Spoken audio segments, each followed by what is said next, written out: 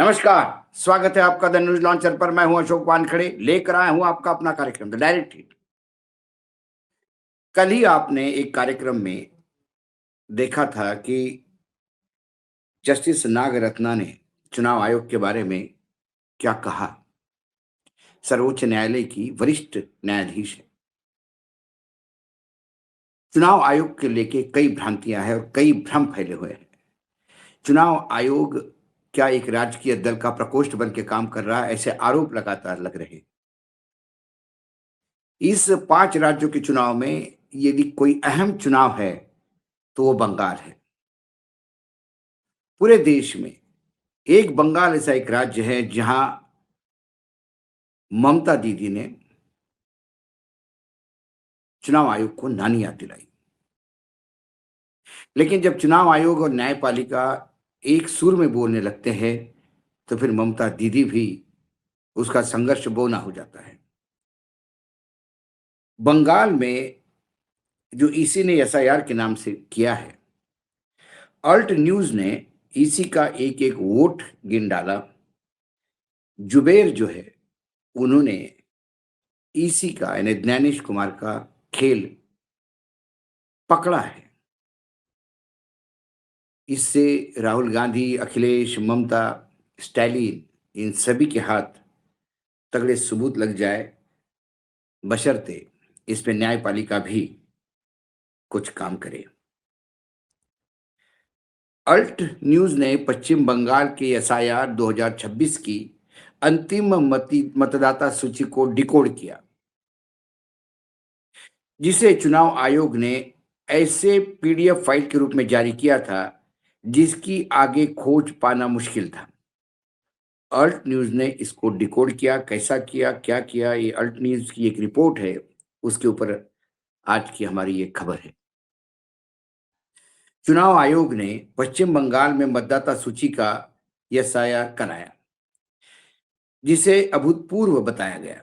लेकिन अंतिम सूची जारी होते ये स्पष्ट हो गया कि ये केवल डाटा नहीं बल्कि उसके चारों ओर एक मजबूत दीवार खड़ी की गई है ताकि जनता या कोई एजेंसी या कोई भी राजनीतिक दल इसकी आगे कोई छानबीन न कर सके। मतदाता सूची को मशीन पठनीय प्रारूप यानी मशीन रीडेबल जैसे सीएसवी या एक्सेल में जारी करने के बजाय स्कैन की गई पीडीएफ इमेज के रूप में अपलोड किया गया। ये फाइलें ना तो सर्च की जा सकती हैं, ना ही इस पर कोई सार्थक विश्लेषण संभव था। पेज का डिजाइन भी ऐसा रखा गया कि स्वयंचलित रूप से डेटा निकालना लगभग असंभव हो जाए।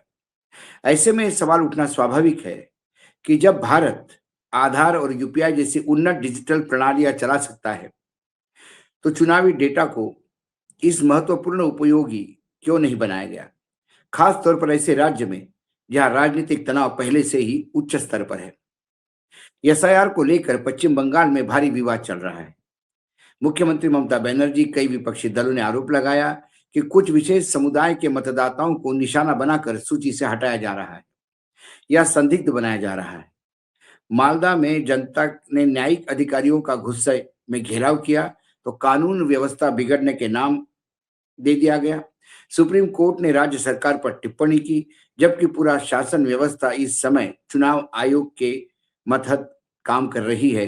चुनाव ने थानेदार से लेके डीजीपी तक बदले गए हैं। इस विवाद या यह विवाद जो खास था चुनाव आयोग तक पहुंच गया। 13 मार्च 2026 को मुख्य चुनाव आयुक्त ज्ञानेश कुमार के खिलाफ पक्षपात के आरोप में महाभियोग का प्रस्ताव भी पेश किया गया। उसकी नियुक्ति के पहले से ही विवादों में रही थी, क्योंकि नए कानून के तहत चयन समिति में मुख्य न्यायाधीश के स्थान पर एक कैबिनेट मंत्री को शामिल किया गया था। ऐसे माहौल में डेटा को गैर उपयोगी प्रारूप में जारी करना पारदर्शिता को लेकर संदेह और गहरा करता है। चुनावी प्रक्रिया में दी गई विवादास्पद श्रेणी इस एसआईआर की सबसे विवादास्पद शर्त थी कि हर मतदाता को 2002 की मतदाता सूची से सीधा या पारिवारिक संबंध के आधार पर जोड़ा जाना अनिवार्य किया गया। मतदाताओं को 3 श्रेणी में विभाजित किया गया: मैप्ड, अनमैप्ड और तार्किक विसंगतियां। सैद्धांतिक रूप से तार्किक विसंगति का उद्देश्य नाम, उम्र या संबंधों में असंगतियों की पहचान करना था। लेकिन व्यवहार में ये श्रेणी अक्सर मामूली वर्तनी जैसे मोहम्मद बनाम मुहम्मद या मंडल की स्पेलिंग में फर्क के आधार पर लागू की गई। ऐसी विसंगतियों वाले मतदाताओं को भी अवंचित घोषित कर दिया गया। पुराने रिकॉर्ड की खराब स्कैनिंग ने डिजिटल मिलान को और कठिन बना दिया। इस तरह से लगभग 1,36,00,000 मतदाताओं को इस श्रेणी में डाल दिया गया। इनका नाम सूची से हटाया नहीं गया, लेकिन इनके मतदान अधिकार निलंबित किए गए और इन्हें विचाराधीन अंडर एडजुडिकेशन की स्थिति में रखा गया। इस प्रक्रिया में कोई स्पष्ट समय सीमा भी तय नहीं हुई थी, जबकि चुनाव की घोषणा हो चुकी थी। मामले की गंभीरता को देखते हुए सुप्रीम कोर्ट ने कई बार हस्तक्षेप किया। 20 फरवरी 2026 को अदालत ने अनुच्छेद 142 के तहत झारखंड और ओडिशा के न्यायिक अधिकारियों की सहायता ली। इसके बावजूद लाखों मतदाताओं को निपटारे के बाद भी बड़ी संख्या में नाम पूरक सूची में शामिल नहीं हो पाए। 1952 के बाद अब तक एसआईआर 13 बार हो चुका है, लेकिन इतने बड़े पैमाने पर तार्किक विसंगति के आधार पर मताधिकार निलंबित का यह पहला मामला है, जब भी बिना सार्वजनिक स्पष्टीकरण के। इस डेटा को चारों तरफ कैसी उन्होंने दीवारें खड़ी कर दी है। जब अल्ट न्यूज ने कलकत्ता के भवानीपुर और बालीगंज विधानसभा क्षेत्र के मतदाता सूची का विश्लेषण शुरू किया, तो कई स्तरों पर कठिनाइयां सामने आई। वेबसाइट पर एक बार में सीमित क्षेत्र ही डाउनलोड किए जा सकते थे। साथ ही CAPTCHA कैप्चे जैसी बाधाएं आती हैं। अनुपयोगी प्रारूप डेटा स्कैन की गई PDF इमेज में था, जो मशीन पाठनीय फाइल की तुलना में बेहद भारी और विश्लेषण के लिए अनुपयुक्त था। हर कुछ प्रविष्टियां पर अंडर एडजुडिकेशन का वाटरमार्क लगाया गया था, जिससे टेक्स्ट पढ़ना और कठिन हो जाता था। चुनाव आयोग का तर्क है कि मशीन पाठनीय डेटा से डेटा माइनिंग, गोपनीयता का उल्लंघन और छेड़छाड़ की आशंका बढ़ती है। लेकिन सवाल यह है कि जब यही डेटा आंतरिक रूप से संचारित रूप में उपलब्ध है, तो फिर जनता को इससे वंचित क्यों रखा जाए? अल्ट न्यूज की टीम ने तकनीकी और मैनुअल दोनों तरीकों से इस बाधाओं को पार किया। सैकड़ों PDF फाइलों को डिजिटल किया गया। 2 या अलग अलग OCR तकनीकों का उपयोग कर डेटा निकाला और सत्यापित किया। नाम के आधार पर धार्मिक पहचान का विश्लेषण किया गया, जिसे कॉन्फिडेंशियल स्कोर शामिल है। पूरी डेटा सेट को एक सार्वजनिक इंटरैक्टिव प्लेटफॉर्म पर उपलब्ध कराया गया। इस पूरी प्रक्रिया में लागत बेहद कम थी, जिससे स्पष्ट हुआ कि पारदर्शिता के रास्ते में तकनीकी बाधाएं उतनी बड़ी नहीं हैं जितनी बताई जाती है। 2 विधानसभा क्षेत्र के विश्लेषण में पाया गया कि एक में बड़ी संख्या में मतदाता विचाराधीन श्रेणी में थे। इनमें मुस्लिम समुदाय का अनुपात उनके कुल मतदाता प्रतिशत की तुलना में काफी अधिक था, जिससे प्रक्रिया की निष्पक्षता पर सवाल उठते हैं। यह विश्लेषण किसी निष्कर्ष को थोपने के लिए नहीं, बल्कि सार्वजनिक जांच और बहस को प्रोत्साहित करने के उद्देश्य से किया गया था। पूरी डेटा सेट को सार्वजनिक किया गया है ताकि कोई भी स्वतंत्र रूप से इसकी पुष्टि कर सके। चुनाव आयोग की जिम्मेदारी चुनाव की निष्पक्षता और पारदर्शिता को सुनिश्चित करना है। जब डाटा को जानबूझकर जटिल और अनुपयोगी बना दिया जाता है, तो इससे पहले लोकतंत्र में नागरिक का विश्वास कमजोर पड़ता है। अब एग्जैक्टली अल्ट न्यूज ने क्या किया, कुछ उसके फाइंडिंग भी मैं आपको बता दूं कि कैसे उन्होंने वो जो मतदाता है उनको कैसे नाम दिए। देखिए, जिन 32 लाख मामलों का निपटारा हुआ, उसमें से लगभग 40% यानी 13 लाख नाम 23 मार्च को जारी पहली पूरक सूची में नहीं दिखे। ठीक है, अब उसके बाद उन्होंने जो डेटा निकाला है, वो डेटा ये कहता है भवानीपुर मुख्यमंत्री की सीट है। यहाँ मुस्लिम मतदाता 21.9% है, लेकिन विचाराधीन मतदाताओं में उनका हिस्सा 51.8% है। यानी लगभग 4 में से 1 मुस्लिम मतदाता का वोट अधर में है। हिंदू मतदाताओं के लिए ये अनुपात जो है वो 17 वोटर में से 1 है। बालीगंज, यहाँ मुस्लिम मतदाताओं की संख्या 54.3% है, लेकिन विचाराधीन श्रेणी में उनका प्रतिनिधित्व 75% है।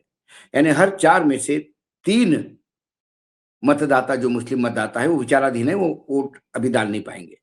कुल मिलाकर इन क्षेत्र में मुस्लिम मतदाता का नाम विचाराधीन होने से संभावना हिंदू मतदाता की तुलना में 3/1 यानी 3 से 1 प्रोपोर्शनेट में अधिक है। डेटा दोनों निर्वाचन क्षेत्र की एक ही दिशा का समान पैटर्न दिखाता है, जो भारत के चुनाव आयोग की प्रतिक्रिया की मांग करता है। अब ये जो दिया उन्होंने कि दोनों निर्वाचन क्षेत्र के लिए वर्गीकृत प्रत्येक मतदाता रिकॉर्ड हमारे पास डेटाबेस में उपलब्ध है, जिसमें वोटर आईडी, सीरियल नंबर, जनसंख्यिक वर्गीकरण और एक कॉन्फिडेंशियल स्कोर, विश्व स्कोर शामिल है। जब हम यह कहते हैं कि भवानीपुर के कुल मतदाताओं में 21.9 मुस्लिम हैं, तो वर्गीकृत नामों की अंतर्हित सूची सार्वजनिक रूप से सुलभ है। जब हम अंडर एजुकेशन यानी विचाराधीन एजुकेशन यानी विचाराधीन श्रेणी में के तहत 8,083 मुस्लिम मतदाताओं की पहचान करते हैं, तो वो सत्यापन के लिए सभी 8,083 रिकॉर्ड उपलब्ध है। हालांकि एआई टूल के इस्तेमाल से प्राप्त धर्म के बारे में जानकारी की गोपनीयता इस मुद्दे के मद्देनजर इस रिपोर्ट को नहीं रखा गया।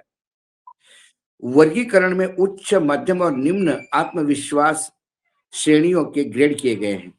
विचाराधीन 39,604 रिकॉर्ड में से 93.9% उच्च कॉन्फिडेंस श्रेणी में आते हैं।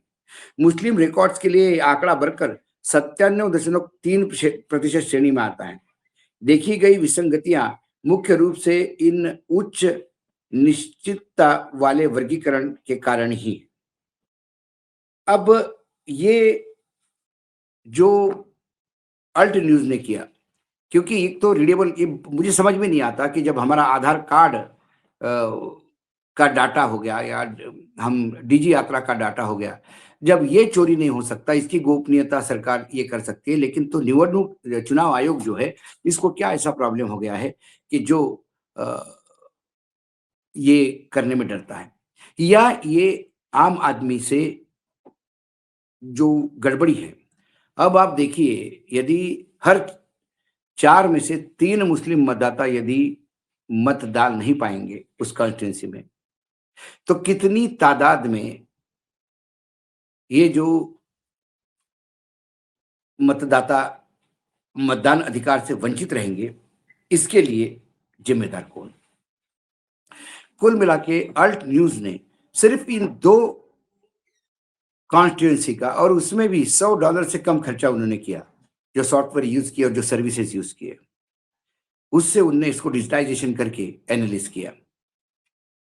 ये अल्ट न्यूज ने एक रास्ता दिखाया कि आने वाले चुनाव में, चाहे उत्तर प्रदेश में यदि ये मामला होता है या किसी भी प्रदेश में ये मामला होता है, तो वहां पे राजकीय जितनी भी राजकीय दल है, खासकर विपक्ष, वो इस धांधली को पकड़ सकता है। और ये आम देश के नागरिक को भी आगाह करने वाली बात है, क्योंकि यदि मतदान का अधिकार संविधान ने दिया है और उसे